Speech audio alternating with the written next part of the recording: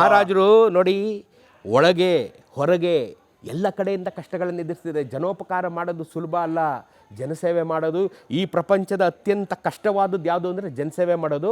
ಯಾಕೆಂತಂದ್ರೆ ನೀವು ಸೇವೆ ಮಾಡಿದ್ಮೇಲೆ ಜನ ನಿಮ್ಮನ್ನೇ ಬೈಯೋದು. ಬರೆದಿಟ್ಕೊಳ್ಳಿ. ಅವನೇನು ಮಾಡ್ಬಿಟ್ಟ, ಮಹಾರಾಜರೇನು ಮಾಡಿಬಿಟ್ರು ಅನ್ನೋಂಥ ಜನನ ಇವತ್ತು ನೋಡಿದ್ದೀವಿ ನಾವು.